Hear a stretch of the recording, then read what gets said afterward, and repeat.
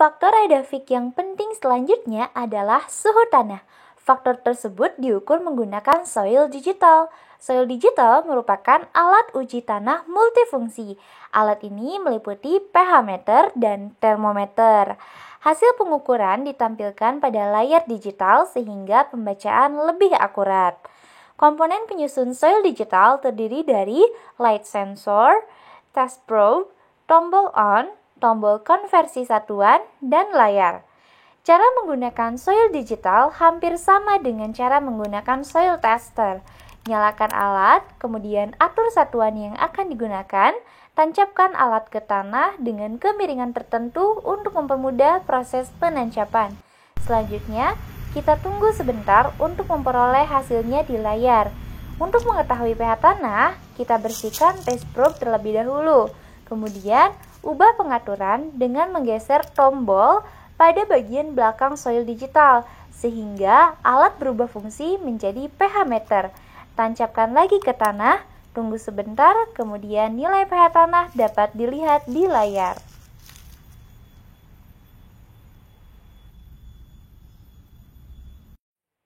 Alat yang berikutnya merupakan core sampler. Core sampler merupakan alat yang berbentuk seperti silinder tanpa tutup. Core sampler sendiri memiliki fungsi untuk mengukur bulk density atau bobot isi tanah. Prinsip kerja core sampler yaitu mengambil sedimen tanah dengan tetap menjaga posisi lapisan tanah yang diambil agar tetap sama seperti keadaan lapisan tanah di lokasi pengambilannya. Lapisan sedimen ini kemudian digunakan untuk menentukan bulk density atau bobot isi. Apa itu bobot isi tanah? Bobot isi tanah merupakan perbandingan massa tanah pada kondisi kering konstan dan volumenya dengan satuan gram per cm kubik. Sebelum menggunakan core sampler, permukaan tanah perlu dibersihkan terlebih dahulu dari rumput dan serasa. Kemudian, letakkan core sampler di atas permukaan tanah dan tekan. Penekanan core sampler dapat dibantu dengan menggunakan scope atau kaki secara perlahan.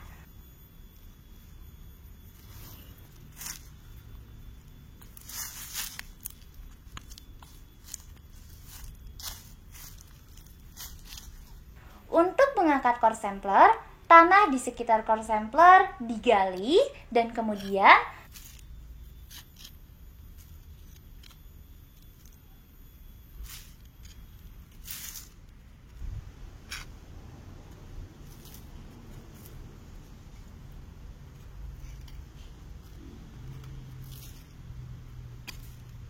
core sampler diambil menggunakan scope.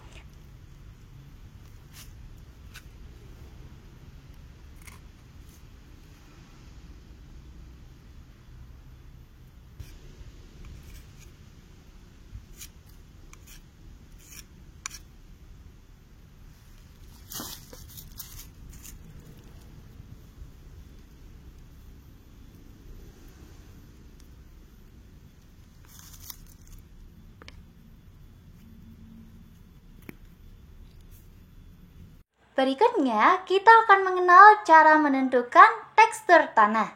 Tekstur tanah merupakan rasio komposisi partikel penyusun tanah.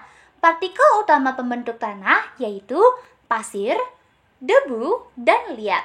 Tekstur tanah ditentukan dengan menerapkan hukum Stokes yang menghubungkan kecepatan pengendapan partikel dengan ukuran dan kerapatannya.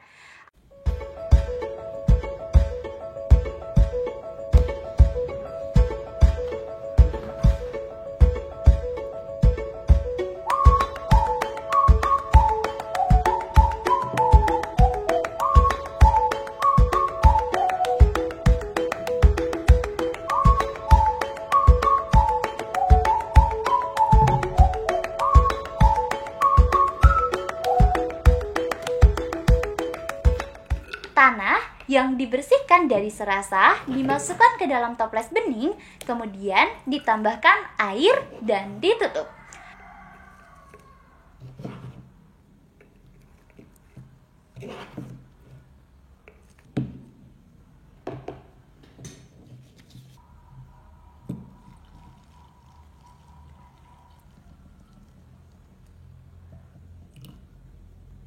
kocok tanah dan air hingga menjadi homogen.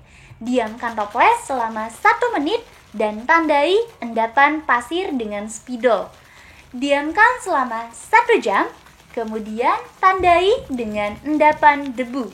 Terakhir, diamkan endapan selama 24 jam dan tandai dengan endapan liat. Setelah selesai, toples dibersihkan dan ukur volume setiap komponen untuk menentukan persentase pasir, debu, dan liat. Setelah ditentukan persentase komposisi partikel tanah, gunakan segitiga tekstur tanah untuk menentukan tekstur tanah.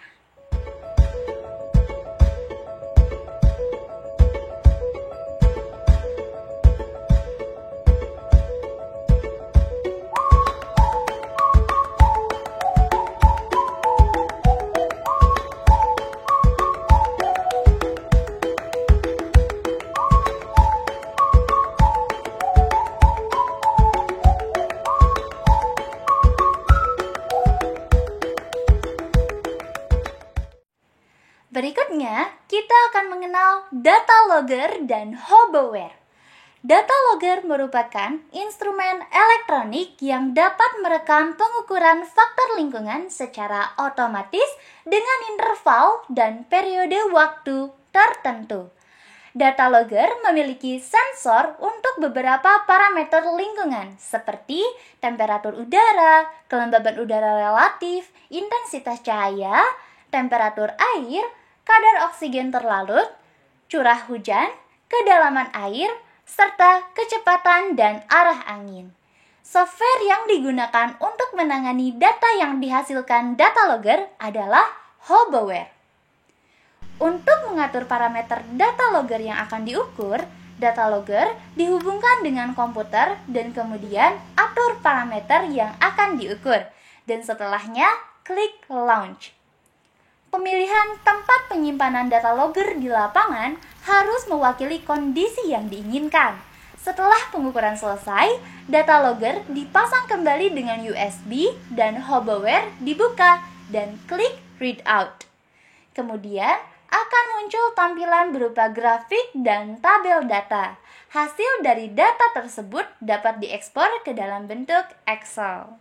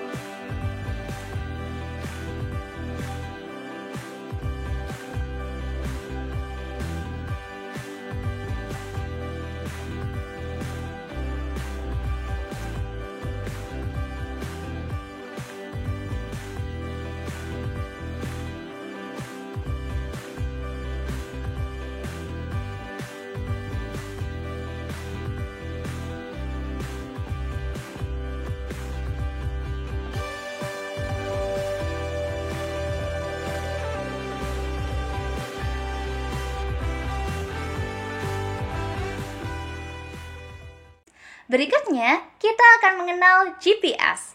GPS atau Global Positioning System merupakan sistem navigasi yang memanfaatkan jaringan satelit yang ditempatkan pada orbit.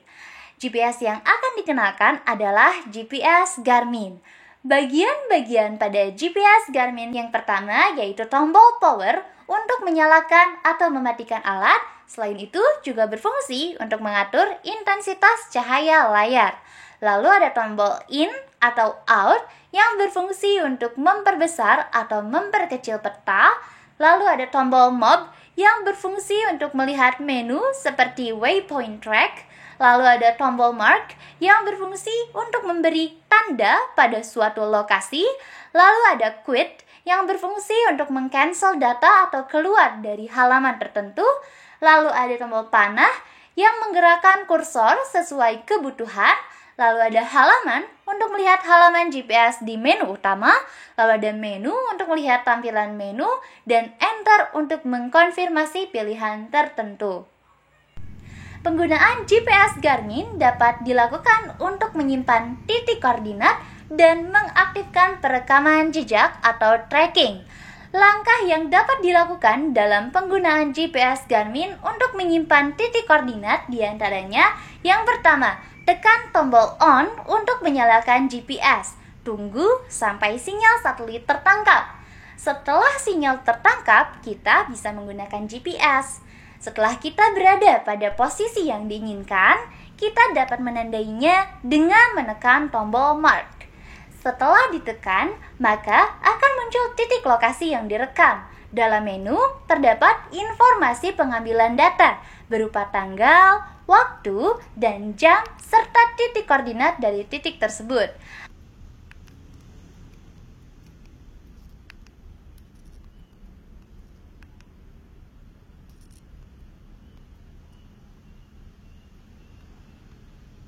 Lalu, tekan tombol enter untuk menyimpan data titik.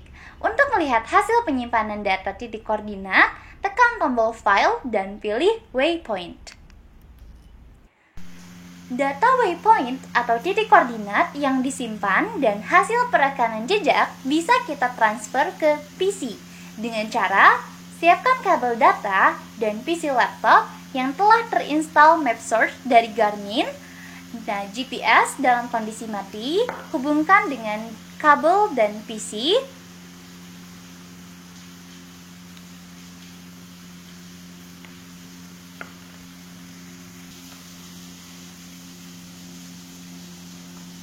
PC dalam kondisi nyala dan MapSearch aktif.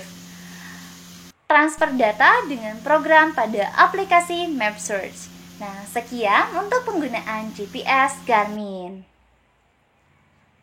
Baik, itulah serangkaian video pengenalan alat pengukur faktor lingkungan. Terima kasih atas perhatiannya. Selamat praktikum.